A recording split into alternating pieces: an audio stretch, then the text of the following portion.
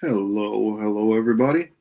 Um, Excited on this one. I wasn't going to start with my normal intro because this is a special show.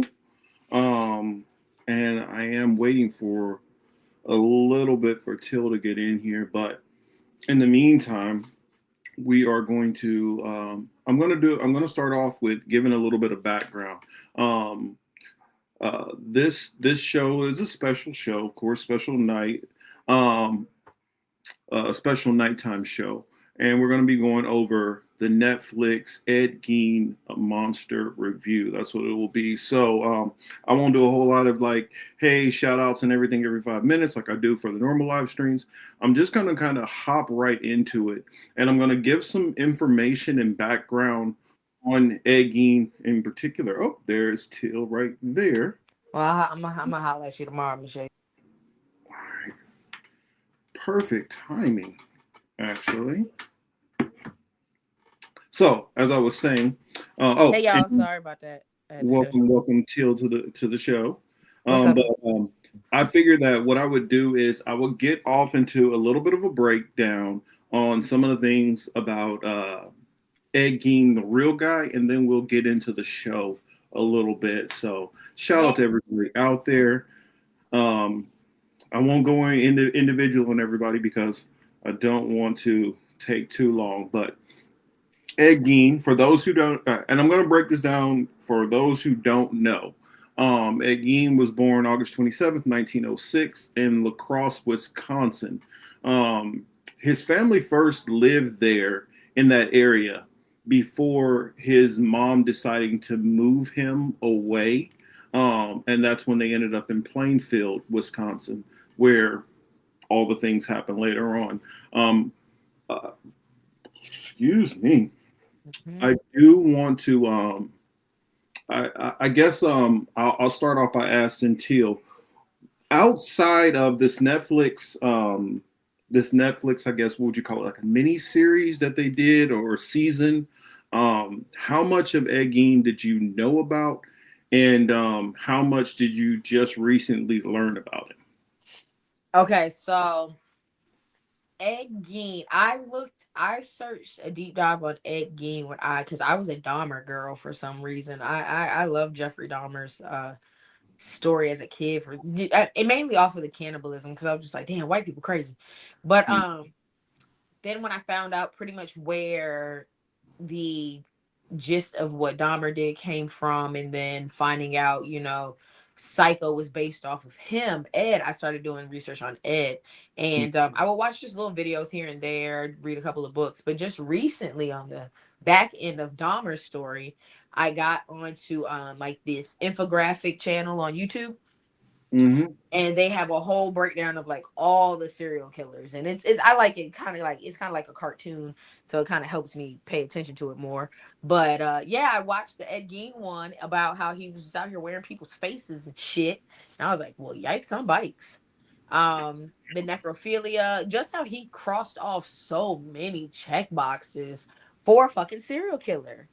You know what I'm saying? Like weird mom and the weird relationship with his mom. You know what I'm saying? The way he goes about killing people, the way he keeps people's bodies around, the necrophilia.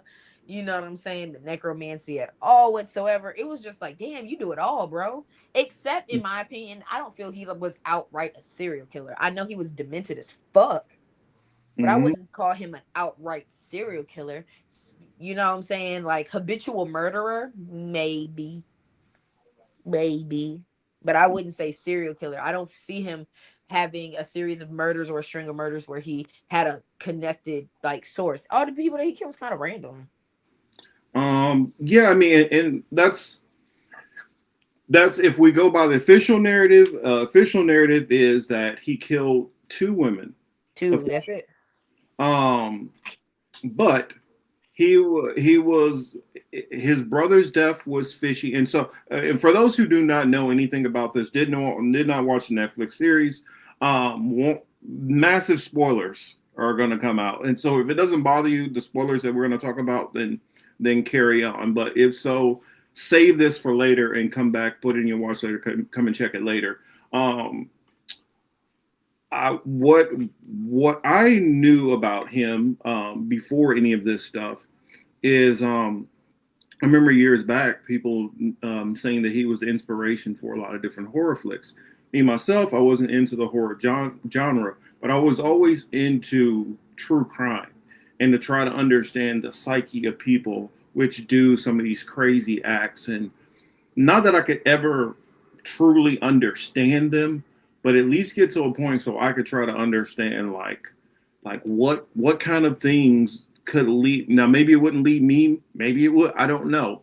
But what kind of things happen to lead a person to this? And I guess since you are in here, I won't do a whole lot of the setup and background, but I guess I'll go along with how this thing started off. So I guess for those who didn't catch it, can you give them kind of a little recap of how this whole Netflix series, how it starts off, showing Ed Gein? Okay, so first episode, feel me, opening credits, hit play. You got Ed Gein beating his meat with pantyhose on, cross dressing. So initially, you got the off the cuff homoerotic thing going on with him. You know what I'm saying? Wasn't it? Hold on. Was it homoerotic and asphyxiation all in one? No, he wasn't doing asphyxiation. No, it wasn't fixed. It was just the pantyhose on. So he had a thing about wearing women's clothing, but he wasn't gay. From what he said, he didn't have any homosexual fantasies per se. He just liked women's clothing because he had a weird mommy. What's the Greek guy's name? The weird A Greek. Epidemius. Come on, somebody in the chat. But anyway, he had a weird mommy complex. Well, that's I mean, and we'll dive deeper into the mom issues, but like that's something that I felt was one of the big issues that I had with the way the portrayal was in here. I feel a lot of times the real life events are creepier than anything else, and a lot of us would just prefer if you just tell the story. You don't have to add a whole bunch of stuff and think you need to change details to be different or edgy to make your Yeah. story step aside. Just tell it and be as accurate. And sometimes that can go 10 times farther. And um that scene about his mom catching him, playing with himself, that goes back to like a real story that was brought up in his interview sessions, or well, not necessarily interview session, but I guess therapy sessions, Hmm. where he would because think about it. And this time, the how distant his mother kept him away from like any interaction with anything. Smelling some woman's panties or whatever was the closest he got to like a teenager having like, you know, internet porn or something. You know what I'm saying? Hmm. That's the closest thing they had. And before that, generations did different other things, but closest he had was to probably like sniff some women's underwear. And so his mom, real account, she literally grabbed his penis and testicles and everything and squeezed them as hard as possible. And so that happening to him, that was supposed to kind of go into that. And in the show, they had her like strip him down naked and him stand down there in the living room and chastise him. Mind you, at the Netflix version, they skip ahead to him probably being, I want to say, probably easily into his 30s at this point. Because for those who do not know, and I'm gonna talk about this as if like maybe people who are watching this did not see this and would just rather hear this stuff instead of spending time watching the whole thing. But his mom did not want them to be with women at all. Wanted him to remain a virgin for life. Him and his brother, his older brother, who was 7 years older than him. Um, and so that was part of why they moved to Plainfield in the first place. The parents lived in La Crosse, Wisconsin, and that was kind of a more of a metropolitan area. The father, who definitely had his amount of issues, and I'm pretty sure that some of his traumas bled on over into his son. But the mother in particular, her parents were Prussian refugees who were fleeing the changes of the Lutheran Church Mm-hmm. so that they can hold on to their more hardcore beliefs. Um, and so the mom believed that basically the world was just nothing but a cesspool of evil, and all women were devices and tools of evil to tempt and destroy men. And that's what she, now I don't know if she completely believed that or part of that's just lying to kind of keep a tight hold on her sons. The father, who he had a meat market, they sold that meat market in Lacrosse and moved to Plainfield and bought, well, I think it was like, it's an insane amount of land. It's like 150,000 acres or something crazy. So I mean, they brought all of these acres and just had this one house on it. And of course, they had animals, they had livestock and stuff like that. That's how they were supplemented. But after that, when they moved out to that area, the father was nothing but a hardcore alcoholic. He basically just did not give a damn. So either he was drinking and unemployed and let the mom kind of really run everything, his wife running everything, and the only time he did kind of step up and say anything is with his violent temper when he would beat the kids. And so you had the mom verbally abusing the hell out of the kids and some physical abuse too. And then you had the father who was drunk and would just beat the hell out of the kids and wanted them to basically be not, I mean, I guess they were incels in a sense. So that's something, some of the contextual stuff that I feel like they left out of it because it just jumps to him being like 30 years old. It doesn't give any context to any of these things. And it kind of really skips forward in time to right before the passing of his brother, which died under mysterious circumstances. Granted, in this version of it, they basically just make it as if he does kill his own brother. Um, I don't know. Anything you wanted to add into that? Well, I mean, yeah, I mean, they said based off the biography that the coroner kind of wanted to recant it and said that it possibly, in retrospect, could have been a Cain and Abel type of situation. But the man was like 47 years old, and they already knew that the body was like there for a minute. Like my nigga had been dead for a little grit before they found him or whatever. But so far you right, daddy was an alcoholic, mother was a religious nut, you know what I'm saying? Mommy, you know what I'm saying, only having sons, and she always wanted a daughter. That part Yeah. too. So she Oh, removed her sons. that's right. I forgot to add that she was so disappointed with her first son. She figured like, okay, granted, I'm with this man I don't fucking really like. I can't stand Hmm. him. So maybe if I have a kid, I'll feel better. She had the first kid, did not feel better at all. Was like, ugh, bummer. Hopefully, I have a girl. And then when Ed was born, she's like, fuck, another one.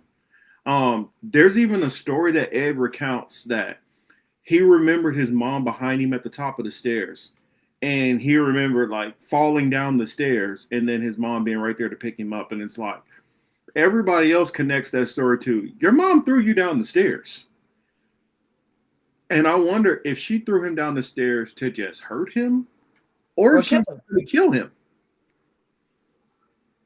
I wonder how many other repressed memories that him and the brother actually even had. Because it could have been like a lot more than we're even gathering. But sorry to cut you off too. No, you could keep going. So some of the other things that I noticed, because I'm going to kind of like talk about the Netflix, and then let's talk about the reality of some of the stuff they left out and some of the liberties that they took. Um, they showed like a glimpse of him going to school like once. Now he actually went to school, but in school, this is something that they didn't show. In school, he was bullied, and like I know you guys notice how he kind of has that like little lump, like how one eye slopes to or droops a little. Well, there's like some kind of condition that he had that created like a lump and kind of gave him a lazy eye. Also, though, In the Netflix version of it, they give him a weird accent. I don't know if that's because Charlie Hunnam's, you know, his Australian accent makes it harder for him to do certain accents or voices, but his voice was kind of a little bit more low. It was kind of very sheepish, like Charlie Hunnam tried to make him in the Netflix version, but it wasn't this high pitched kind of weird little voice he did. He was Mm-mm. kind of kind of shy and awkward, of course, because the only human interaction that they really had outside of going to school was there in the family. In which even in going to school, he only went to school up to the eighth grade, and then he was forced to stop going to school. But he also had a condition with his tongue where he kind of had a little bit of a speech impediment. And so I think that could have led to him being awkward and not communicating as well with people. It doesn't mean like he was mentally like, you know, like he had some kind of mental retardation. But He had this bad psychosis. That motherfucker was schizophrenic as a bitch. well, yeah. And I'm saying all of this is like eventually this stuff comes, but he started off as kind of a normal kid, but a kid who was being abused. Now, don't get me wrong, I'm not trying to make a justification or make excuses for this man. I'm just trying to tell the story as much as I've understood it. And so also from there, so eighth grade, he's out of school. He's basically on the farm. Only time he's around anybody when he goes into town. So when the first thing that like one of the things which they I'm trying to make sure I don't jump and skip too far, but the brother's death was ruled asphyxiation. That okay, he died. No, not asphyxiation, but that he died of smoke inhalation. Mm-hmm. But if you look at the crime scene, it's kind of weird because the area where he was at, most of that was all torched around him, and he just happened to be in this one place where it wasn't torched. And how did the fire just not get around him? It almost seems more like he was placed there. So when Netflix kind of jumps to the he knocked him over the head and dragged him out there, I don't have too much of a problem with that because a lot of people believe that's a possibility because Ed was after their father had died and he wasn't dealing with that physical abuse from his father anymore. He doubled down on being closer and closer to his mother. At that time, as his brother was getting older, his brother started pushing away from the mother.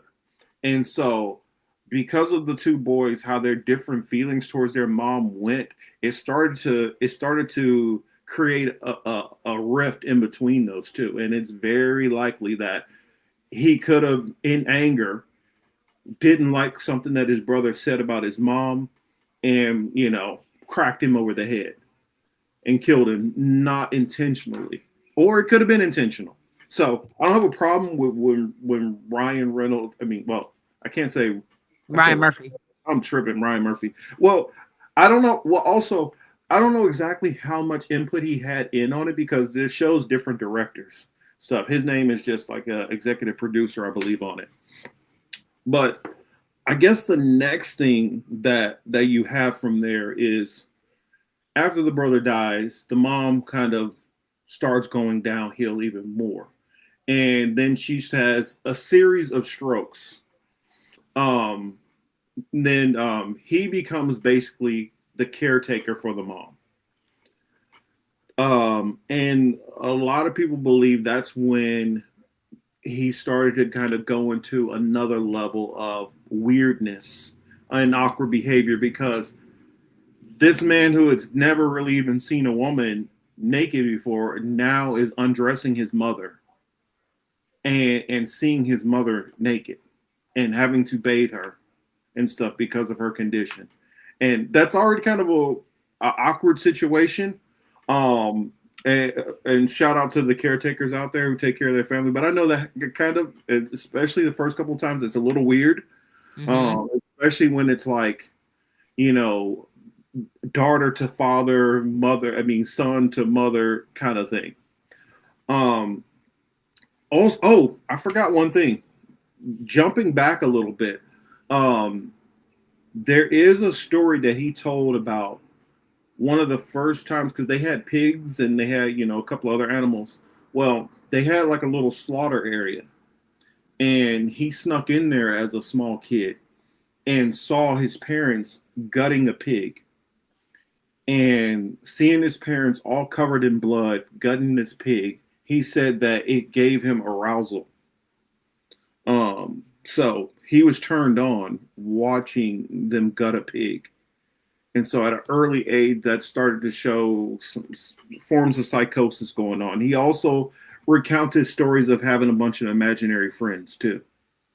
And so that was the early stage of like the schizophrenia starting to kick in.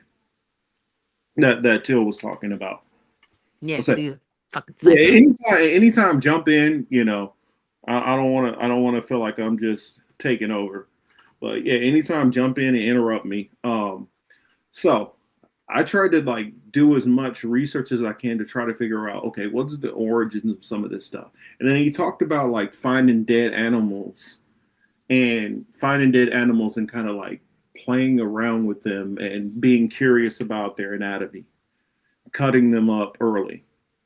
And I noticed that's kind of very reminiscent and similar to a lot of serial killers, but kind of inverted in a sense because serial killers a lot of times kill the animal and then start dissecting it and taking it apart. He Yeah. was finding dead animals and doing that, which is kind of foreshadowing to his crimes later of taking dead bodies and cutting them up. Um, and so he already had that being desensitized to blood at an early age, and also growing a weird sexual arousal to it. Um, so fast forwarding a little bit more, the scene do like I know Till, you remember that scene with the mother, right? When she's like, no, we need to go collect this money. And so Yeah, she she stroked out. Part two. well, but do you know like what was really going on in that real situation? Like it's I think like they Dude didn't was really beating a capture, dog to death. yeah, they didn't capture that as well. Mm-mm. Like in real life, he was beating the hell out of the dog. Well, that's Uh, the thing. Hey, let me tell you something. Let me tell you one thing for sure, two things for certain. White people and dogs, man. White people and dogs. They won't show that shit on TV. They'll show somebody getting raped and everything else under the sun. They'll show a grown man cutting up dead bodies, putting mm-hmm. faces on, but don't let them see them beat a fucking dog. Yeah. You know what I'm saying? Like, don't let them beat a dog. Hell no. Don't do that. And I find that funny. I did know that part. I do know about that. And that's what I looked for. I looked for certain things in this, document. I know they're not gonna hit everything, but I looked at certain things in this documentary, based off of me already doing my research. And that was one of the things that got me because I was like, nah, y'all didn't do that right. No, not at all. Like, and Yeah. that's another thing. They made it seem like he was just going to throw the dog in a well. No, Like, he beat the dog to death, period. Ain't no beating. He damn beat near, in yeah. real life. No, in real life, he killed the dog. He beat the dog to death in real life. That dude beat the dog Well, and to death. the mom where she was stroking out and yelling at him, they made it seem like she was upset about like like him and the dog or whatever. No, She struck out because he was an unmarried man with a harlot in his house. with a Jezebel. hole in his house. A She's mad. Jezebel. She's mad at the woman and the fact that the woman is trying to tell the man what to do. Stop killing the dog. Yeah, she's like, "How dare you, harlot, say anything to this man, even though you're a sinner?" And you're And killing the dog. so they said she didn't even really trip about the dog part. She No, was that's the more, part that I'm. That's the other part. Like, it's just the fact that that's like the last thing, if at all, the dog. That's yeah, why the girl came outside in the first place. She wouldn't have came outside screaming at that man had he not been beating the fuck out that dog. That white lady would not have had a stroke if she didn't see the other white lady screaming at the white man about beating the dog. Yeah, and it But was known that she would, when she would go into town, she just randomly chastised any damn body she saw, and so that kind of behavior was not unusual for her, but that was what pushed her over the edge, and it shows that I don't think this woman was playing. This was like really her conviction that she really believed what she was preaching, like. And also she would preach these things to them in the household too, over and over and over. So imagine you're getting drilled with this programming from birth, how evil the outside world is, and women in particular are devices of the devil to destroy men, and you need to be a virgin, and sex is evil, and all that. I mean, um, granted, it's unconfirmed how many times that the parents were together, but like some people said that they would not have doubted that it was true when she said she was only with her husband twice, and that resulted in the kids, makes which sense. that could have led to why he was drinking too. Like, fuck, I'm stuck with this evil ass bitch. Hey, But he had a heart attack. That bitch probably drove him crazy. yeah, You know. uh, and that's the thing. Because of his drinking and stuff like that, she basically took control of all the finances and everything. Yep. So basically, he just had, and I think it's honestly maybe a little bit more into there. I think he might have been out there cheating, and she might have caught him cheating, and that probably led to the all women or the devil, except for her. Because for you to feel this big about these harlots and all that, I'm guessing more than likely some woman that was close to her slept with her husband, and As she mad, wanted to make. Oh, sorry, what? no, I was about to say, as mad as she was about the shit, had to, had to. That's what it, because I can get saying most women are, but to not to believe that all women are, it had to be somebody close to her. And so on from that, she ends up she strokes out to that, has a nasty stroke, where she can't no longer walk. She's completely debilitated, and now she dies of the stroke. That's when it like snapped for him, complete mental psychosis. And but the thing about it is, he held it together on the outside, but on the inside, he was completely distraught. They said that like for a very long period of time, he held up in that place completely by himself. And I don't know if you guys know what isolation does to a person. I mean, if you ever try being away from people for a long period of time, it can start doing things to your psyche. And especially if you're starting with somebody who already has a fractured psyche. I mean, we're counting a couple of things. This dude saw, mutilation of animals at an early age and grew a fascination with mutilating dead animals and had abusive parents, alcoholic father.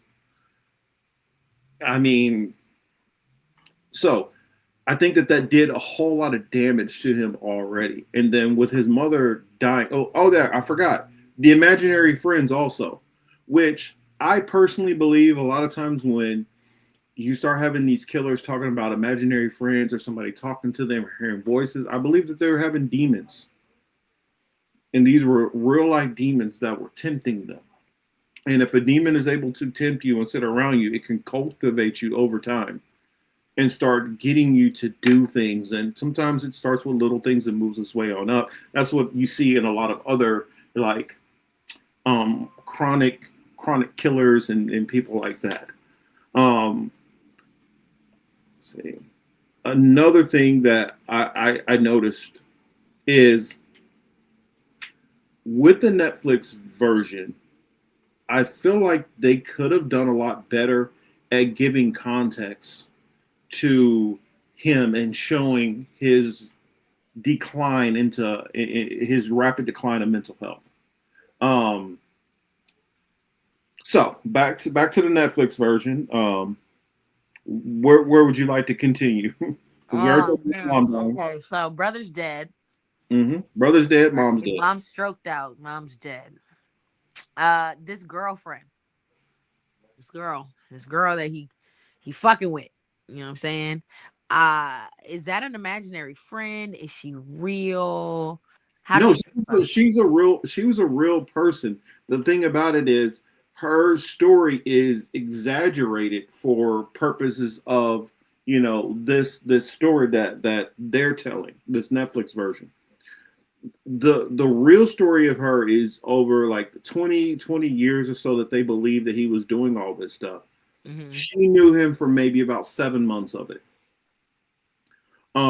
She came out after the fact when the reporters start coming after he was arrested and claimed this grandiose story about that they were together, they went on all these dates, um, and that he was like in love with her, they were going to get married, and then a little while later she came out and recanted all of it and was like, actually, yeah, I knew him for a brief amount of time. We sat there and we had, coffee together a few times when I saw him in the diner. Okay, we shared some pie. And she said that they went roller skating once. But that's the extent of it. She she said later on that she never went into the house. He never went to her house. So all of that stuff was completely fabricated.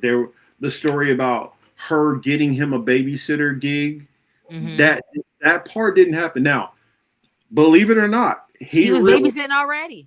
he really was a babysitter. He really did babysit, and people said that he was good with kids. Not like they made him creepy in there. Like kids were crawling all on his back, and he was playing with them. And I believe part of that is because he had a little bit of arrested development, kind of like what you would have with the Michael Jackson situation, where Hmm. Michael Jackson couldn't really be a kid because of show business. And so when he became an adult, he built up this giant amusement park and all that, and petting zoo and all that, so that he could live out his childhood as an adult. And I feel for Ed Gein being around small kids, it gave him that avenue to be a kid, which he never got to have. Um, in fact, a lot of the people in the town, when they were like, "Yeah, you heard about Miss Warden who's gone missing and believed to be murdered," um, they got Ed. They said Ed did it, and a lot of people did not believe it. They're like, he's a little weird, but nah, he wouldn't hurt a fly. That's literally what they said. They did not believe it. And even the police, when they were investigating and they were going through the house and showing all the stuff, and they were reporting it to, Chicago so that it can get to the FBI and stuff like that, and they can start going into it. Because the FBI was a new agency and they didn't have all these different field offices like they have now. They had to go to the major city. And the police there, they didn't believe that anybody would believe them because it hadn't been heard of that anybody was out there doing the kind of stuff that he was doing. Um, Yeah, he the first of a kind, man. yeah. Now there's stuff like, according to Ed Gein, he only killed the two women. He killed the one woman. What's her name? Warden, where or no Warden, sorry. That it was during deer hunting season, first day of deer hunting season, so the town was kind of vacant. Most of the men were gone, and she turned her back to look out the window, and he shot her through the back of the head. Wow. Instantly killed, dragged her body out of there, put her in the trunk, and peeled out. Um, and the son, who was a deputy, came back and found the big pool of blood there, looking for his mom after he came back from hunting. And that's how they started, looking for, well, wait a minute, it's probably Ed because they found this receipt. And the receipt for antifreeze that he was trying to buy from her was still sitting there. Hmm. That's how they knew to go and look for him. The other lady, why come I can't remember her name? Apologies for not remember her name. The one that he killed at the bar. Both of these women, they say, kind of reminded him of his mother. That's why he did it. Now, the Netflix version makes it all romanticized, like he had some kind of well, the first one they make it like she offered him for a brothel and all that stuff. Yeah. That is not Apparently true. had some friends in low places. Yeah, even according to like the interview stuff, which I've heard from him, he's like, no, that wasn't true. Mary Hogan, that's her name. Mary Gary Hogan. Hogan, yes, He like but yeah, that and the wasn't true. thing is like he admitted to that. Okay, so hold on. Let's back it up. Hold on. Before you get too far off, let's back it up. Let's say it like this. Okay, let me Mm-hmm. paint the scene this way. Yeah. So Ed, right, goes to this handyman store because keep in mind he's a handyman too.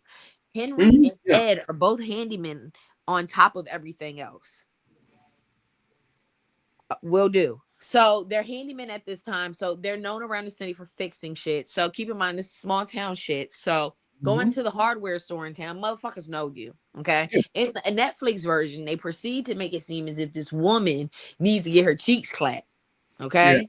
This is also a period of time where bitches is getting meds because of fucking hysteria. Okay. This is also a time frame where a doctor would beat your wife off if she's having like a case of fucking I got hysteria. Keep that in mind. If a bitch got Oh, hysteria, they are giving out lobotomies have just been viewed as a no-no. Okay. They was lobotomizing bitches 2 years yes. prior to this shit. Okay, Yeah. just keep this in mind. They just started giving bitches Xanax unregulated. No, take it back. They out here giving bitches Quaaludes. Okay, this And is that and type and of the time. and the plug-in vibrators that was like that damn long. Yeah, you feel me? So like they out here handing bitches nothing but Quaaludes, liquor, and orgasms at the doctor's office right now. That's the only medical female medical health just started getting good about a decade ago. Okay, they just started using actual blood for tampons maybe 4 years ago. Keep this in mind. Okay, thank you. They out here giving them the opium vibrator combo. Okay, that's first. Fast forward to Ed Gein going to this motherfucking handy store. So he goes into this handy store. We got said old bitch going through it, okay, crying and shit, just like his mama was crying towards the end of her life. Got this bitch crying in the fucking hardware store because she can't get her rocks off because the pills got her all fucked up. Okay? She sees this nigga come, nigga. You see this dude come in. He soft in general because he's simpleton, old George head ass. And of course, she's gonna like pretty much in a sense Netflix version throw himself at her. So boom, they apparently are supposed to have some type of like cheek clappage of some sort, you know, because she's trying to get her rocks off and he's trying to find himself because he's a fucking weirdo. And in the process, he tells this bitch she too warm. I've had a lot of weird things be said to me while I'm getting cheeks clapped. Okay, ain't never in my if you ever told me I was too warm, nigga, you got to go. Because Yeah. what kind of sentence is that? That is wild. Nevertheless, he even goes as far as to get an ice pack and puts an ice pack on this woman to drop her body temperature so it's more comfortable and pleasing to him because he's been fucking dead bodies for who knows how long. Yeah. Disgusting. So, bing bop boop. Let's fast forward. Now let's go back to hunting day. Everybody out hunting. This dumb motherfucker then said he was supposed to see this lady the next day to get some antifreeze. He does that, simpleton. Go gets the antifreeze. That is the last receipt this woman writes. He shot this lady in the back of the head, drug her body out. Boom, gone. The son comes back, being the deputy of the town, sees this mess at his mama's store, goes look for his mama, finds his mama. Now we get into where Ed Gein is the ghoul.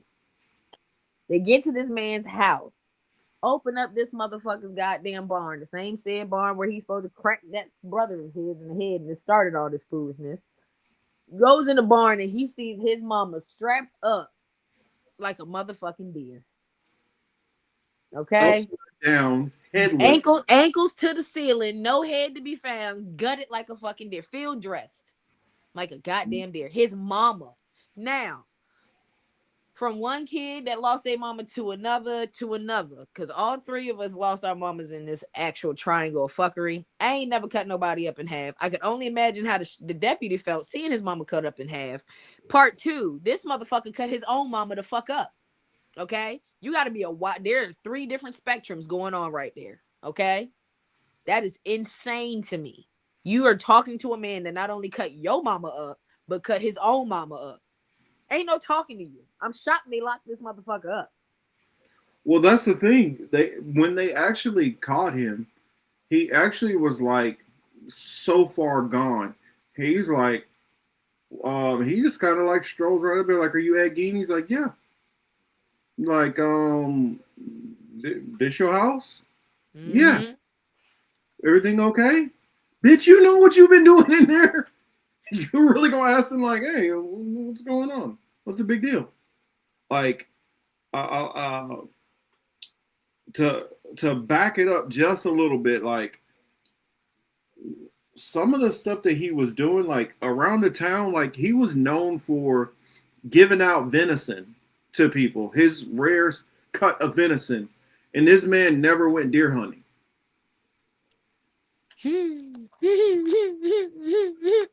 That's the reason why you can't take his account, what he's saying in the interviews, 100% truthful, because he claimed that he never ate anybody. He claimed that he never, no necrophilia. He claimed a lot of things. But what are we to think when you're giving out venison and you're not a hunter? And also, we walk into your house and there's a heart sitting on the, there's a human heart in a pot boiling. What do we do with that? Um, another thing about it is, like, one thing I didn't like how they kind of made it, like they made it seem like he had some, like, he was fighting like secret homosexuality or wanting to be trans or something like that, and that's something that I don't feel like there's evidence that supports that. If you think about it, his victims, at best case, what I mean, his brother, which we don't know for a fact. We think it's a strong possibility, but we're not sure. Then you have the two hunters who disappeared. That's as far as we know about any other, as far as males. Now, I saw somebody in there, I think Saul said that he was on some train cars and stuff like that. That's a different other killer I heard doing that. I don't know about him riding the trains and doing all that. I Ed never. never left. Ed didn't leave, bro. I don't. Yeah, he stayed in Plainfield. He wasn't going nowhere. Also, the fact of, why are you taking all the vital organs out and leaving them in the kitchen area? I get taking them out because you want to try to do whatever you're doing with the bodies weird, but Weird. why are they in the kitchen?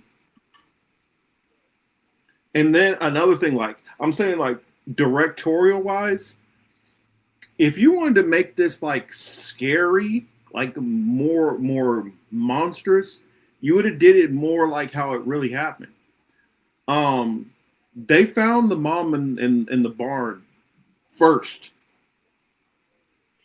Now, and I get for dramatic effect, they wanted to have him running across and him being the one to find it. They were like, you don't need to see this. You don't really need to see this. And he kind of fought through and saw anyway. But they kind of yanked him back out, and they were trying to keep him from seeing it, which in the real case they didn't let him just like sit there just staring at her. Mm-mm. And he wasn't the one who initially found her, though he did see her. He did see her still jacked up like that, but he wasn't like just so what's different about how they found the scene is when they went into the house, it was nighttime. This dude didn't have electricity. They walking around in the dark with flashlights. So imagine you come around the corner and you're like, "Oh shit! What the fuck? What is that?" Keep That finding shit too, bro. Let's not forget that. And you keep finding shit. You finding skulls. You finding yeah, fingers. You finding nipple belts. Nipple belts, you may ask. Yes, a belt made out of nipples. yes, Now, on top of this, I want you to also understand this man was a hoarder. Because usually the first thing that breaks in psychosis is a sense of control. And usually either you become super meticulous, American Psycho, super fucking clean freak, super fucking meticulous, or you come super fucking hoarderish and you keep everything and things pile up. He was a motherfucking hoarder. So keep in mind, they are finding body parts, skulls, and heads and shit like this on top of random shit that he's collected over the last 20, 30 fucking years. Because he's a handyman. Yeah. Keeping shit. The motherfucker kept gum. Kept a Yeah. jar of fucking gum. So if just think about that. Control. It's all about control. It's controlled chaos for these Oh, motherfuckers. when Taylor's telling y'all he kept gum, not Chewed up gum. chewed up gum, just in a big jar. Just in case it got some extra flavor. Like, how disgusting is that? And I mean, that's another thing. Not only did he leave the house a mess, his hygiene also. They said he smelled horrible. They said that like people would have to be like, "Ed, maybe you should go wash up a little," because he was filthy. They could smell the stench on him. And also, they said like when he touched stuff, his hands were so dirty all the time. So imagine this dude walking in the building, you smell his funky ass. And he's touching shit and he's dirty. I mean, how do we know he wasn't cleaning up the bodies? I mean, after he's cleaning these bodies and stuff, he's just walking straight in there, eating a meal with the blood all over his hands. And that's another thing. Some people said they shared too much. No, they kind of skipped over stuff real fast when they came to the house. Like how meticulous he was. He literally took the fingernails and toenails out. Plucking them out. Not just like ripping them off, like plucking the whole entire nail in the bed out. And just had a pile. Just like in the show, they showed it like maybe like 15, 20 of them, like maybe 30 of them. Nah, they said like he just had like a whole giant like tub full of fucking fingernails and shit. Fingernails and toenails. Women's. Also, when Till brought up the nipple belt, it was female nipples. That was a common thread. The stuff he was, even if they say like, oh, he killed his brother, oh, he killed those two guys, the common theme was his victim was always women. As far as what they found, that maybe some man found out he killed him and buried him somewhere. That's possible. But that's the reason why I don't necessarily believe his account of how many people he killed. Oh, I only killed these two women. And I dug up everybody else. Well, there were also shallow graves around his place. So after he got done with whatever he's doing, some of the remains he was reburying. Some of the stuff he even admitted that he went back to the graveyards and put some stuff back. So he's going back to the grave, some of them twice. Some of them more than once. And so he lied. He said that he didn't eat them. And he said that he didn't have sex with them. I highly doubt that. Many of the people, some of the detectives I saw, some of the detectives like old stuff back in like the 70s, where they were doing interviews, and many of them believed that he definitely committed necrophilia, and that he cannibalized them. I see. Okay, so that's okay. So before we get too far, let's talk about pause. Who are the serial killers Ed Gein influenced, and what movies did he influence? Drum roll, ladies and gentlemen. So we have Psycho with the mommy issues and killing bitches. Mm-hmm. Cool. Necrophilia and things of that nature. Texas Chainsaw Massacre. Mm-hmm. Right. Do we have any movies that are based off niggas just digging up bodies? Not that I know of. Okay. Definitely gave some influence to real life serial killers, i.e., Jeffrey Dahmer. Oh, you forgot one other one. Who? Silence of the Lambs. Ah, shit. Right. Mm-hmm. But they never could really pin it on him as much as they wanted. Buffalo Bill. You're lying. That's Buffalo Bill. The reason why you could connect the Silence of the Lambs is Buffalo Bill. the woman sued the Buffalo Bill because that's something which, like the Netflix story, they make it like he was really because he wanted to be a woman or whatever. Like No, he he just was wanted to be their amused. mom. Yeah, he said that he was amused by it. He's like, yeah, I didn't really spend a whole lot of time with the faces. Like sometimes I put the face on for like an hour and walk around in the house. He's like, yeah, sometimes like he was like, yeah, I would just. It seemed like somebody who's just doing stuff. Like he's putting on the panties and bra and stuff. He's just doing stuff. He don't care. Like, oh, women wear bras. Oh, I have a bra on. It wasn't like how they did it in there. Like, I need to wear this bra because it makes me feel sexy. It makes me feel like no. It wasn't that. He's just doing weird shit. It's kind of like it's kind of like a kid taking an oversized boot and putting it on his head. That's the kind of shit he was doing. With skin. Dun dun dun. Sorry, I had to Yeah. say. I mean, as we know, he made most of his furniture in the house out of skin. Now I that mean, right there. That right there. yeah, he had skin belts. He had skin lamps. He had skin chairs.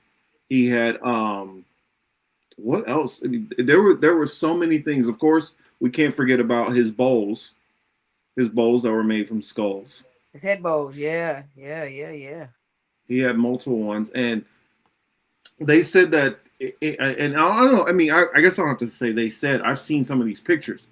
If you look at like how many cans, like this dude would just eat nothing but like Pork and pork and beans. like just can after can after can after can, like And, but all and through. even though he never, I don't know if he ever heated it up. But keep this in mind. He ate it out of a skull bowl. Mm-hmm. His favorite bowl. Weird. I mean, they even talked about his preservation of like how he would Oh meticulously take the shit! Why things didn't off. you say this? He had coochies. Oh yeah, He yeah, had the he vulvas. had dried out coochies like beef jerky, y'all. Yeah, and he painted them silver.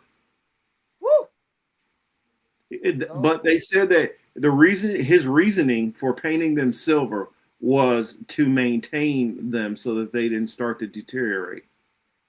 Mm-mm-mm.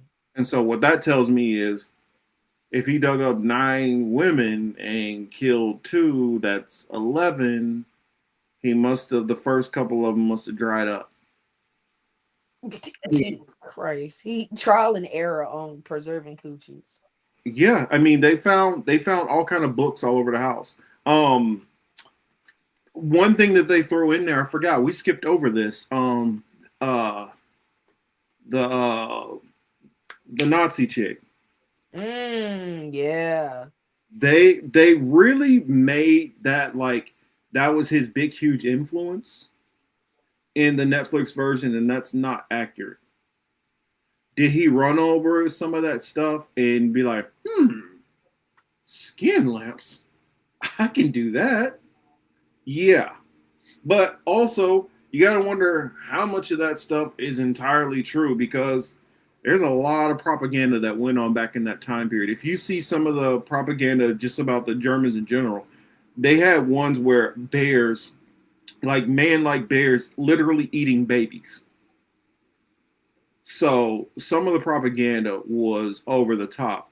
Now, I'm not saying that they didn't do a whole bunch of horrific things, but I,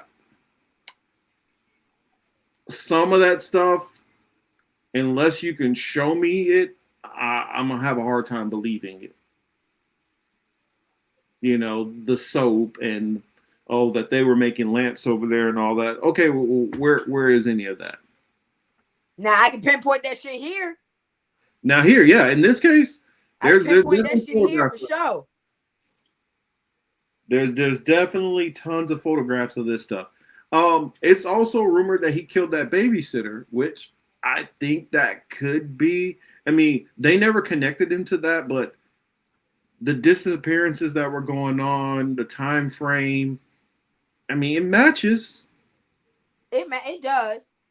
why they didn't connect it, because I don't know how they just like they were I like, mean, oh, 'cause I'm like, well, what? they It's asked him and he was like, nah. yeah, it say like a cold case. Like I'm like, so y'all find all that shit and y'all still taking his word for shit? Eh, I mean, in a sense, you look at a double-sided sword. I mean, double-sided coin. On one half, he too crazy for us to believe anything. On the other half, he's so crazy, he only going to admit to the bodies that he want to admit to. So we kind of got to believe that too. Like, he too crazy. You get what I'm But, saying? but also in there, now they did kind of show this a little bit in the show. Well, actually, no, not a little, a lot of it. They really focused on, oh, he didn't remember doing a lot of stuff. And so he's like, well, maybe I could have because I don't remember doing it. And it's like, no, no, no. He confessed to the two women, definitely. In the show, they make it like he never remembered or was sure about it. He gave details about the fact that yeah, I did that. Uh-huh. And he talked about it with not only the interrogator, he talked about it also later Yeah. on in therapy sessions Yeah. that he did it. Now he always maintained that he only killed two, according to him. But I don't believe that. I think that that possibility of him saying he didn't remember some things, I think that might have been some truth. He may not have remembered some of those people that he murdered. It may have started to blur from, did I actually kill this person or this is just a body I brought home? I don't even know at this point. I think that's very possible. I mean, I don't also, knock it, but I'm still on a. I'm gonna admit to the bodies that I'm definitely gonna admit to. I'm not saying he didn't do it in a fit of rage or any version of psychosis or things of that nature, but like, mm, I don't know. still, I, if he had DID, there's a good possibility he could have done oh it and not even shit, remember. you ain't lying. That's a whole nother personality. That's a whole nother person. I don't even That's know what I'm that saying. person. He's like, I didn't do it. Dang. You know what I'm saying? Like, I Jason don't did know it. that person. Which honestly, let's go ahead and let's really talk about that. Let's talk about the fact that even in this day and age, people are still being misdiagnosed. You know what I'm saying? And we will label something underneath such a the guy says any type of umbrella for whatever it is. So yes, we are telling you in their version of 1950, whatever the fuck it was, 1950 something. Isn't that what 57. 57? Okay, boom, boom, boom. 1957. Okay. Yeah. All we got right now is schizophrenia. Either you got it or you don't got it. They don't have bipolar. They don't have multiple personality disorder. They don't have DID. They don't have dissociative identity disorder at all. They don't have like it's either you get lobotomized or no. You Mm-hmm. got some act right or no. Yeah, there's no So Asperger's then or there's no OCD or none of autism, no that. spectrums, no lead poisoning, your brain mice, none of that. No traumatic brain disorder, no CTE, no PTSD, none of that. Okay. You just schizo. So this whole time we're viewing this man as being schizophrenic, which means, oh, he hear voices. That's it. The evil voices told him what time it was. Da, da, da, da, da. This man probably is misdiagnosed, unmedicated, and he could be slipping in and out of different personalities. He could be slipping in and out of different states of psychosis or consciousness this whole time. Well, I believe that that's highly possible. I mean, if you look at some of the different pictures that they took of him, there's In one my picture of him where he looks like he's completely with it, understands what's going on, but just don't give a fuck. Then there's another one where he literally looked like he is confused, don't know what the hell is going on around him. And then there's other ones where he looks like a damn demon. He looks like, and that's the thing. In the Netflix version, they try to play it like he's like he has mental retardation. Like he's not really understanding what's going on. He understood how to get nine bodies out of the graveyard without nobody catching on to him. he was very good at reading. That's what they said. Yeah, Yeah, he was never bad at school. no, They he wasn't. never said that he had any learning disabilities. They never said that Nope. he had any forms of retardation. They didn't say that they said he was a peculiar kid. Yeah. He would laugh at his own jokes type vibe. Cool. wasn't didn't fit in all the time. Cool, but they never said anything was wrong with him academically. Yeah, there was Not there one. were moments where he's sitting there quietly and just burst out laughing. Yeah, but also that's showing where okay, there was probably multiple personalities going on, or maybe just because he had spent so much time through forms of isolation that That he them had to little keep himself entertained. Yeah. yeah, and so he remembers a joke that he had going on with his brother or something that nobody else knows about. And especially out on that farm by himself later on, how he would just sit there and Man. stare at people. Like one of the ladies that I saw interviewed, she when they were talking about the one lady missing, she was like, "Oh well, Eddie might have done it because he's such a lady killer," and he's like, "Yeah, she tasted delicious," and they're like, oh, that's a that's." They kind of laughed it off like it was a joke, and don't realize like, no, he probably meant that shit. Probably did. And there was a couple of times that they kind of captured that in the Netflix with the kind of fake Adeline story that he's telling her, "Yeah, I did this," and she's like, "Ed, I don't believe you." And there is probably accounts that okay, he definitely did do these things, just nobody took him serious. And I think part of it had to do with the perception of him that he left on the world, and the other part had to do with the fact of nobody had done crazy shit like that they knew. No, that they knew of. Yeah. And this is one of also a thing where it's kind of like people take an adult's inner child or like their childlike mannerisms and stuff as being naive a lot of the times. And that's never the case. I don't believe so. You know what I'm saying? Like Mm-hmm. people immediately take your childlike charm or maybe, the fact like I tell people all the time, like, yeah, I watch anime. I like cartoons, I like anime, this, that, and third. I'm a grown ass person like watching cartoons. People be trying to make it seem like it's childish or some shit. And then I'd be like, hold on, let me show you what I watch. And then it'll be like this fucking titan ripping somebody's fucking head off and eating it. Nothing Yeah. about it is childlike, but they immediately try to associate you being either generous or nice, or maybe your tone of your voice. You might not yell, you might not scream, you might not get out of pocket or anything like that. You can still be calm and kind of like to yourself, and they'll think you green or some shit. And I hate when people immediately assume that just because you don't have to get out of pocket, you don't have to raise your voice, you ain't got to act like you beating everybody ass and shit, that you naive or green. That's not the case. Yeah. So I tell a lot of jokes. You know what I'm saying? I tell a lot of jokes. Y'all know me. I crack jokes all the time, but 90% of the time it's a truthful statement. Y'all just find it funny because my delivery is funny. Or y'all, what I'm saying, laugh it off like they did because it sounds funny, but it could be true as fuck. I literally, prime example, let me tell you this joke. This one's funny. I had to trade my mom's van in to get my new car that I got, right? And my mom's been dead. Y'all know, what I'm saying? Now I got her cremated, okay? So as I'm on the phone with the people, they're like, yeah, what I'm saying? Well, you don't have to get the title changed over or whatever. You just got to bring your mom with you. You just got to bring Miss Ashley with you when you come, right? And I giggled and I said, well, damn, that's going to be a little hard. And he was like, really? I said, yeah, what I'm saying? Because she passed away a couple years ago. And it ain't like, like she passed away and I can like go dig her up. What I'm saying? It's going to be kind of hard trying to put her back together to bring her to go to bring her. And I giggle. And it's dark humor, right? It's a true Mm-hmm. fucking statement. My mom is a pile of dust. It's going to take me forever to put that bitch back together.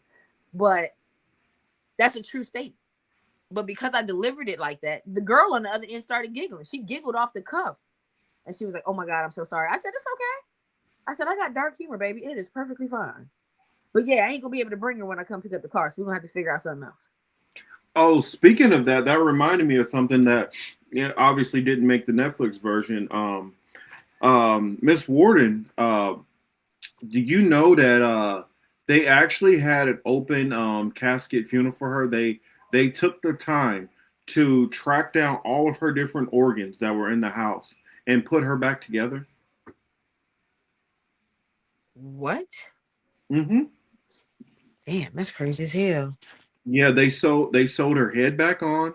They put all her organs back in her body, and then sewed her back up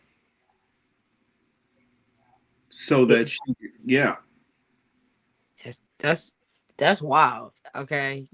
Who is the coroner in y'all city? Because what the fuck? I would have not been doing that job. Yeah, I don't know who Y'all got exactly a did hell of a that, but funeral home. Y'all got a hell of a funeral home, y'all. I mean, What's the they name of the tried. man? There's another Ed Gein movie that I watched, and in that one, they like wouldn't let him come in. They're like, he's just like, I just want my mom's body. Like, hold on, we're trying to put her back together. And I just kind of thought they threw that in for dramatic effect, but when I actually look back on the story, like they really did put her back together That's insane. before they gave it to the son, before they gave her to the son. I mean,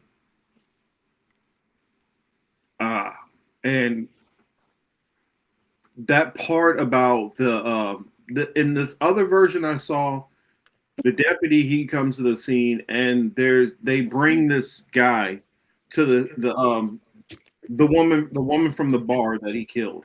Mm-hmm. They brought her husband to the scene, and both of them kind of find out at the same time that their loved ones are gone.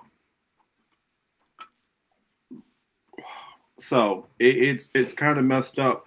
They also believe it's a possibility that a little girl who went missing could have been one of his victims also, because they did find a small dress. And all his stuff, they found a small dress upstairs in his dresser. Now, keep in mind, the rest of the house was a complete disaster, and he had turned it into all this and his weird, gross, grotesque museum.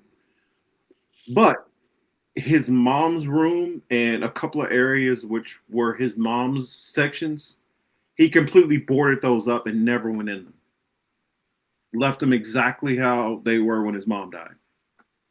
See, and that's where I want to go into the okay. So this is something that I wanted to go into because I see Ed Gein as a monster that he is. I don't see him as a pedo.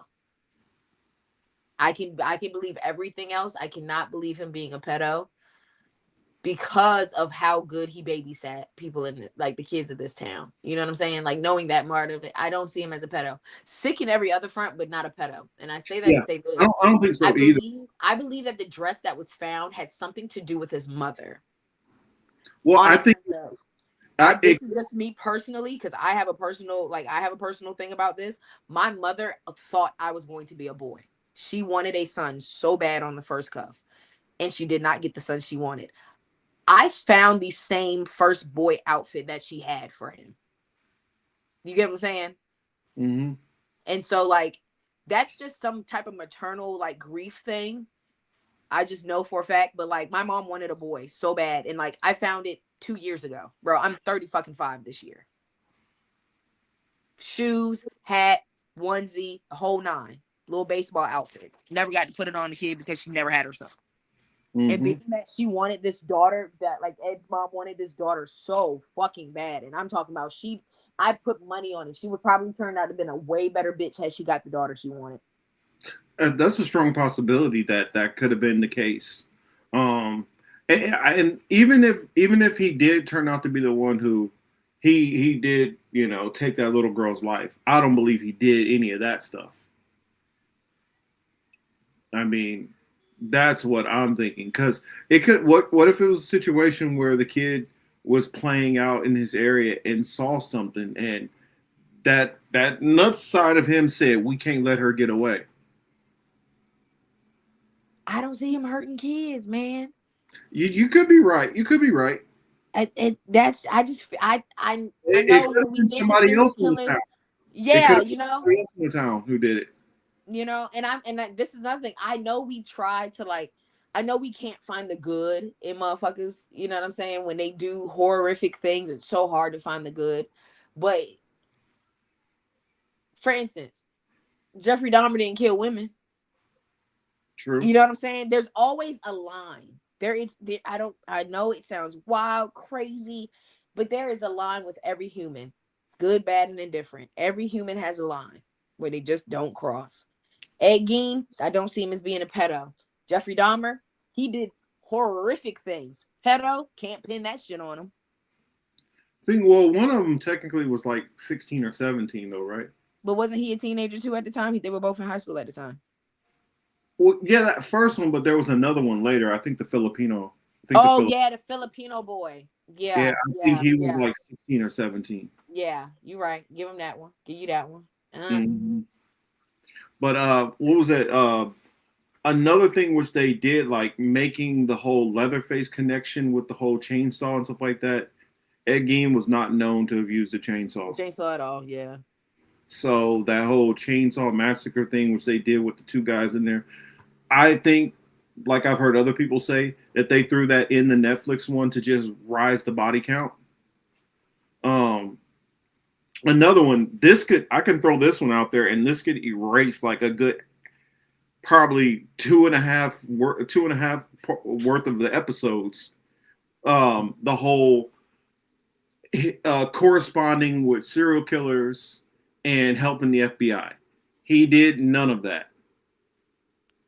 He did not help no other law enforcement catch anybody. So the whole he helped catch Ted Bundy, and he was talking to what's his name Richard Speck, and no, none of that happened.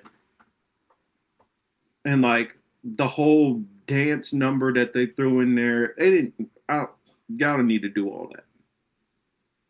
Y'all need to do that.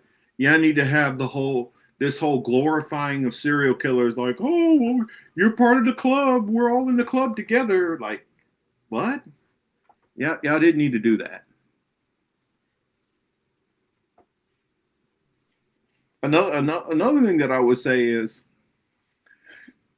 the perspective that they film these from. They film it from almost like more of a first person of the killer. And I feel like when you do it that way, you desensitize us to the real life of the victims.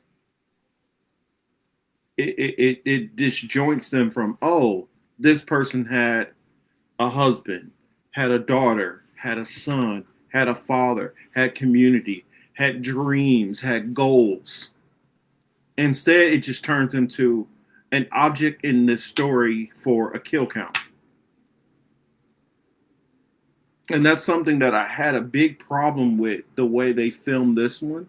And I'll even say the way they did the Dahmer one. I've had criticisms of the way Ryan Murphy has dealt with all of these different serial killers, and I think he could have did it, or just in this case, killers. He could have done it in a very different way. Because if you look at like the Jeremy Renner like Dahmer version, that does not make you feel like, oh, well, Dahmer, he did this. Oh, that's cool. Like some people try to do.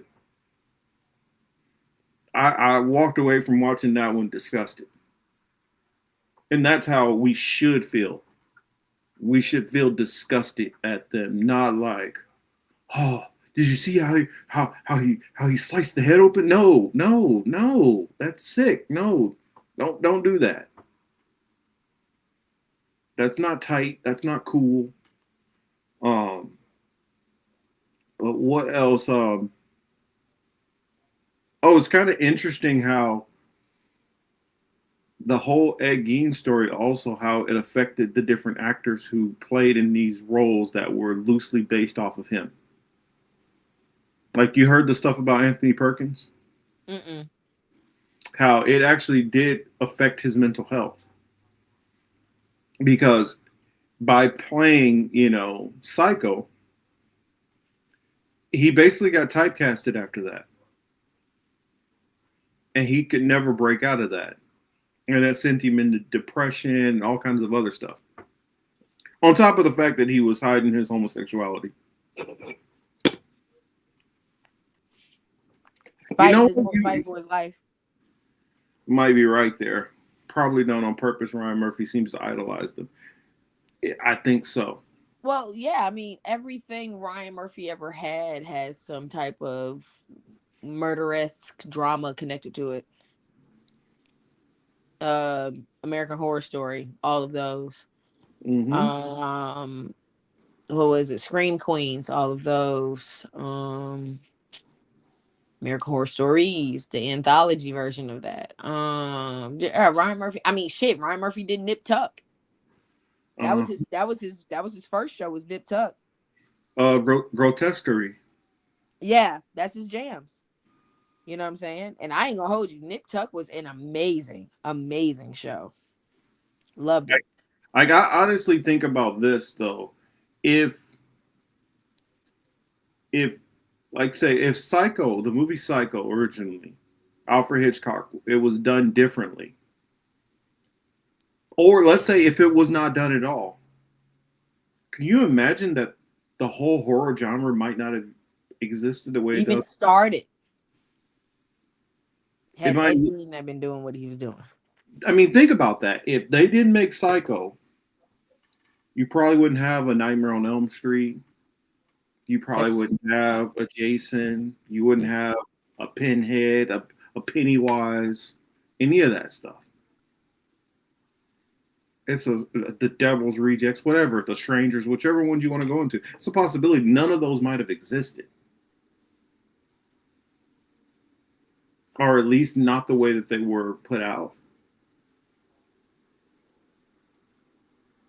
Because Anthony Hitchcock, he set a tone in the way he almost like glorified it. And the same thing which they did with kind of Silence of the Lambs. I mean, you could even say that with, Texas Chainsaw Massacre. I feel like the only one where there was a killer and it gave you that real feeling of fear and we need to stop this person and what they did was horrific was probably Seven.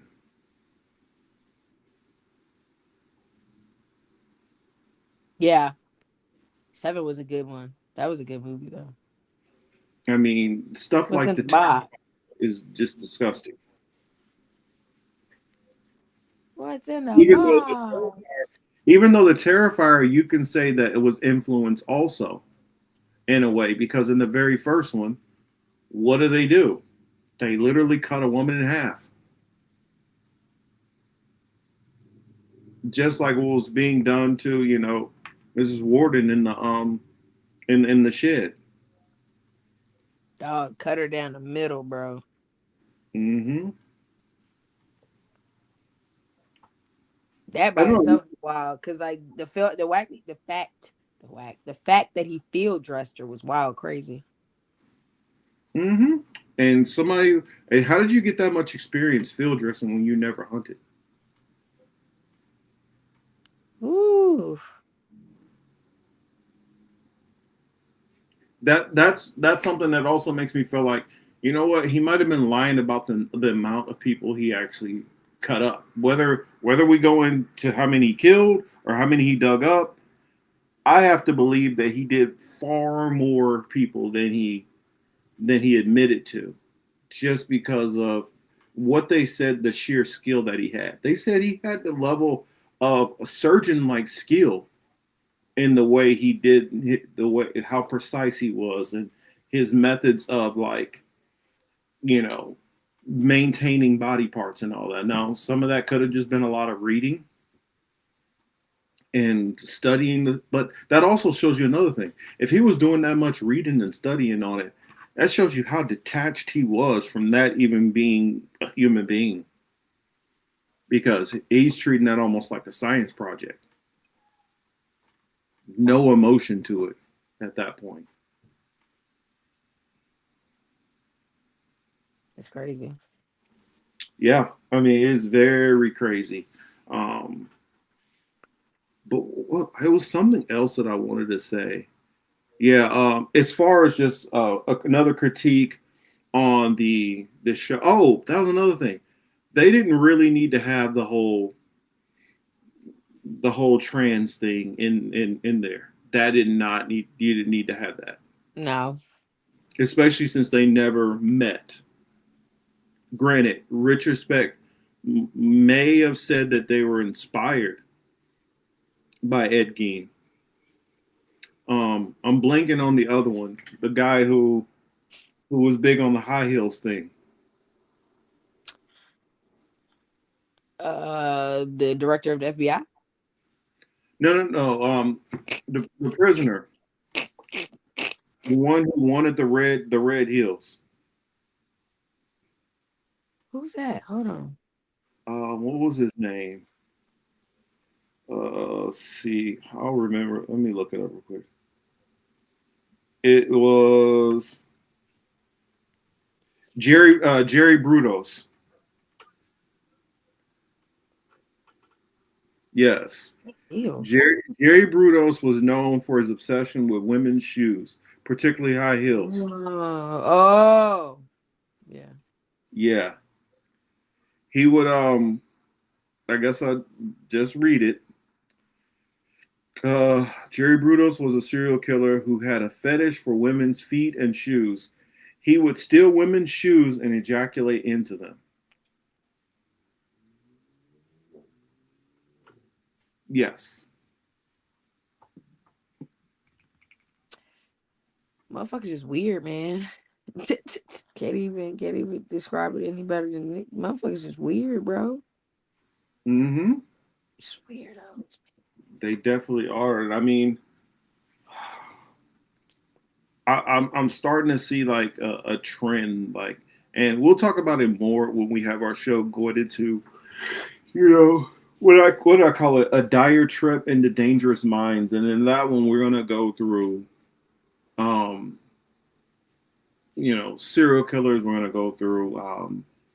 There's a couple terrorists in there that I want to talk about.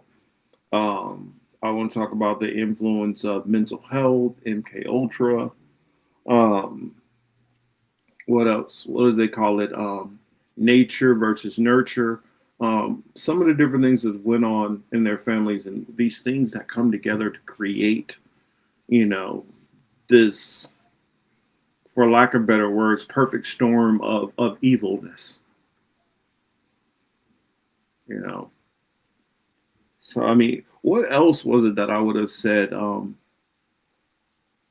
That's right. My biggest critiques, I guess I'll give my probably top five or so critiques or issues that I had with this one, and then I want to hear yours also. Um, I would say my number one critique is I wish that they would have did more focus on showing his childhood and his upbringing and what gave more context to what happened to him before he's what, like, they're showing him at probably what, late 40s.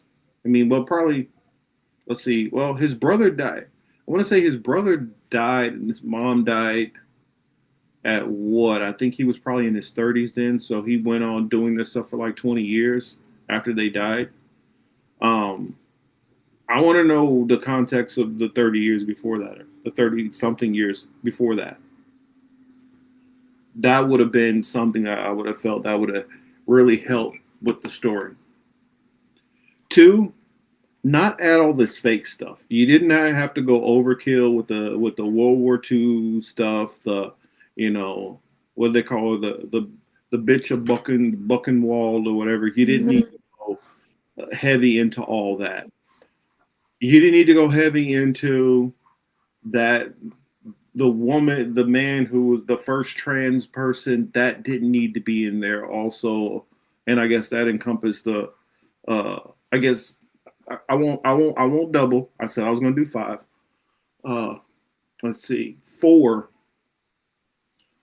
They didn't have to add all these extra serial killers into it that had nothing to do with Ed Gein.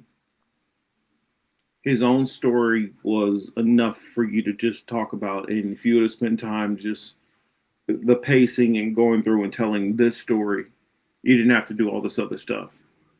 And five, the last thing that I would say is, um, I wish they would have did more focus on the reaction of other townspeople on Ed and interactions with them, like, well, he's kind of strange, or I wonder what's going on with that, something like that, to give a context to, okay, there was a world going on outside of him. And if you were going to do that, showing this world going on outside of him, you didn't have to spend the time with Alfred Hitchcock and Silence of the Lambs and all that. You could have saved that for like the very last episode and showed that as a These are the things that went on because we already know those things. You don't have to rehash those things. We didn't need this whole Anthony Perkins background secret story fighting. We didn't need all that stuff. We already know that stuff. This is a story about him, so why don't you explain this person, one of the most influential killers in American history, which a lot of people didn't even know his name, and a very good case study on mental health. So those would be my five critiques.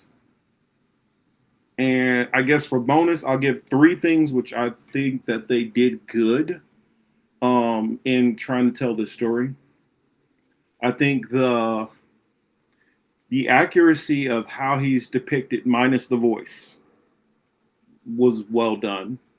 Mm-hmm. Um, the special effects to some of the stuff was really good. Like the depictions of the pictures to how the house really looked, it was pretty dead on.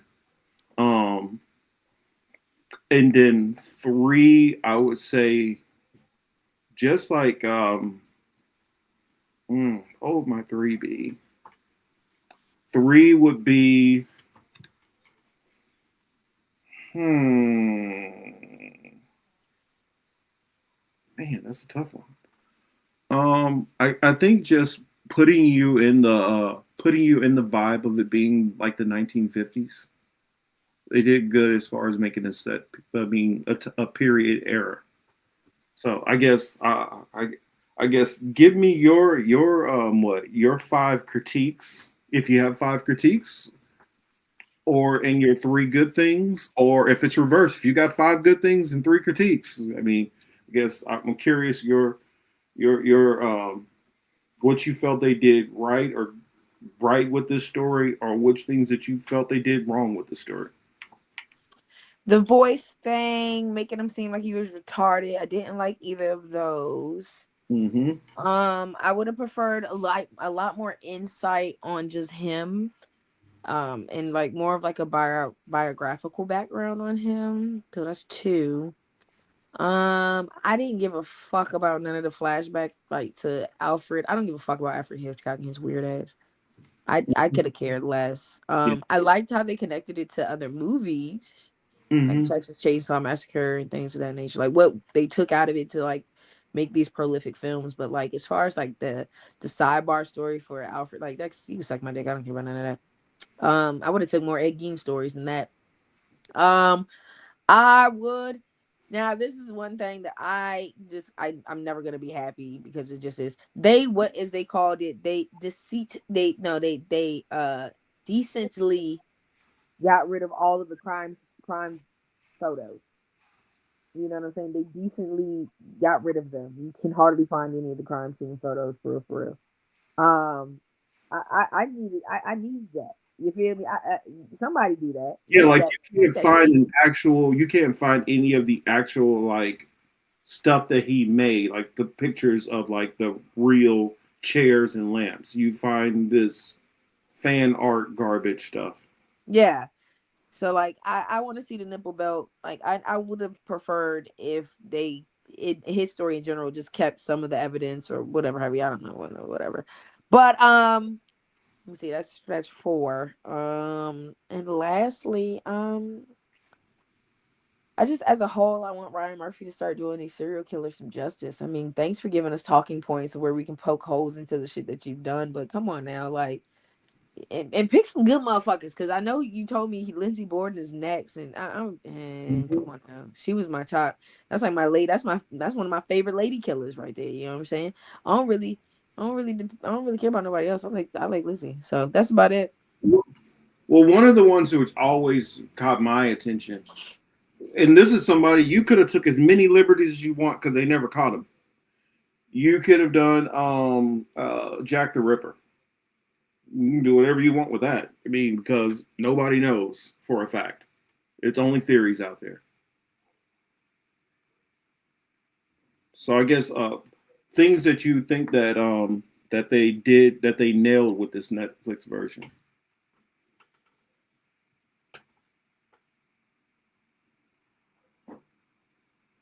Oh, Till. I had to pee. Hold on. Oh, Sorry. sorry, sorry. Well, I'll talk a little bit more then. Thank you. Um, there was a couple of things which like for instance, if he wanted to do this, there's other people that I felt he could have done. The problem I find with Ryan Murphy's is he wants to almost like, I feel he tries to like humanize these characters, um, and I don't feel they need to be humanized. I don't feel they need to be romanticized. I think just tell the damn story and be done with it. Um, you're gonna have, because a lot of us are influenced by movies in general, especially a lot of people take a lot of their historical references from a movie than an actual history book. And so you're going to have people who down the road are going to think Ed Gein was like having some kind of spiritual meeting with all of these other serial killers, and hey, we're in a big serial killer club. No, that's not, no, we don't need to do that. Um, like there's other ones that I would like you to see, because there's other ones that you could, like when there's somebody who's documented as much as like a Dahmer, a Ted Bundy, some of these people like that, you don't need to add on to their stories. There's enough information that you could just go with it. Now, some of the ones where we don't know as much about, for instance, I was doing research on the I-70 Strangler. Oh my gosh, there's so much stuff there. And then you have the I-70 serial killer, which are actually two different people, two different things going on. The I-70 killer was just rolling up on people and pow, shooting them in a department store like Payless or something like that, and just rolling out. And that person was never caught. Um, and then you have like the Strangler, who hit. There's so much that was going on with that, where it's so much information that you have that you can do. If he wants to do Zodiac Killer and he wants to add a whole bunch of crap to the Zodiac Killer and make it this and that, and actually the Zodiac Killer had a twin, and the evil twin, they fought between who was going to, okay, you can do all that crazy, stuff and dramatize it and add all this and change it. Or if you're saying my depiction, or this is how I interpret Ed Gein. If you did that, okay, but you're gonna have a lot of people looking at this and thinking this is more like a biopic, and this is how it was, and it's just, I don't think that's a good thing to do that. I mean, there's so many other stories out there too that can be told. Now, I guess this one, because there's never been any big budget production behind this, even though he's unfortunately had such a bearing on on pop culture in a sense, and entertainment.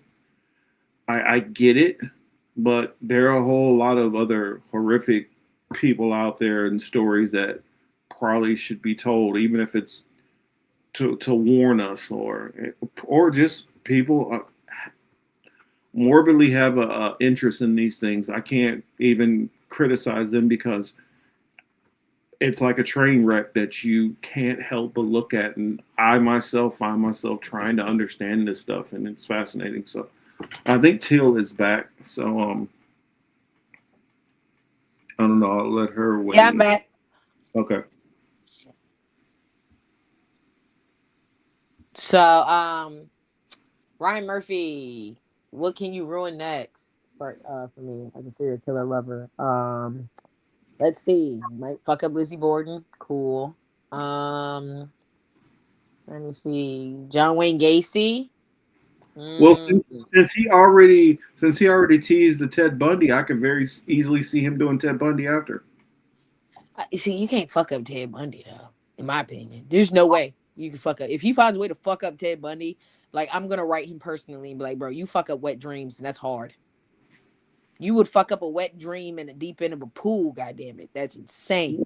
Well, the craziest part about like a Ted Bundy is like the whole escaping from jail stuff and committing more murder, that's like out of a Hollywood movie. That doesn't even seem like that. That seems like they just added this shit in. That can't be real. Like, no, that is fucking, oh my god. He's probably, goodness. And his would be like, I don't know. I don't know. We I guess time will tell, because it started off maybe the first two episodes pretty solid, right? For this monster egg Gien. And in my opinion, it started going downhill right after that. But how I am is I'm interested in the information, so I'm going to watch it all the way through. But I just wish that they would have not did it the way they did it. They could have did it better, but who are we? Mm-hmm. Just some lonely podcasters trying to tell y'all how to depict, disgusting humans. Yeah, and we'll have more stuff. So I'm still working on whenever we get that collaboration going on with the Undercurrent, starring Lainey Peterson and Uncle Warren. Woo woo. And so when we get that going, it'll be a lot of fun.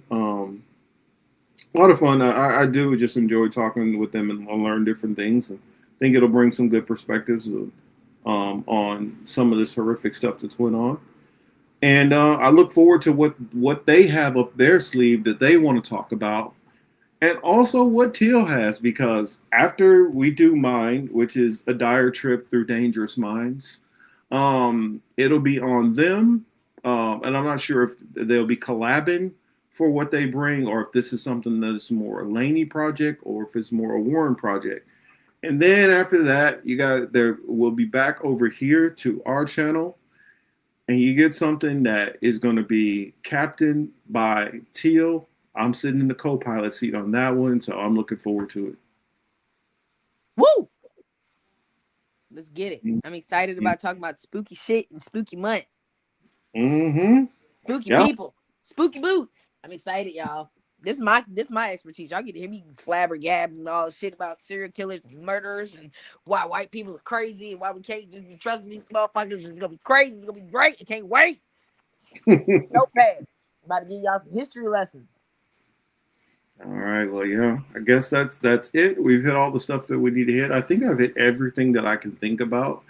And we're gonna go on ahead and close it out. So that is it. Take the intro off of it, because we are not going to do an outro. Just like I didn't do an intro, but we're just gonna say we will catch you guys later. Teal will be out for Saturday. Yes. But I don't know. You guys might just get me, or I don't know. We may have a guest co-host. So we will see. I don't celebrate birthdays, but happy birthday to you, Yonina. But happy solar return. Don't count your birthdays. That's what Prince said. It makes you old, so don't do that. That said, this has been the Political Matrix. I'm Marcus Young Morpheus Cage. I'm not get. I guess I should probably drop the young, because I'm not that young anymore. But here with Teal, and so glad for y'all to join us. For those who got us live, for those who will catch us later, thank you so much, and appreciate you. Oh, we need to get with Abby. We need to hit up Abby one of these times, and that'll be a good collab to do. So, yeah, I'll make sure that I reach out to her, and salute over there to Abby do, Abby don't. We out. Peace out, y'all.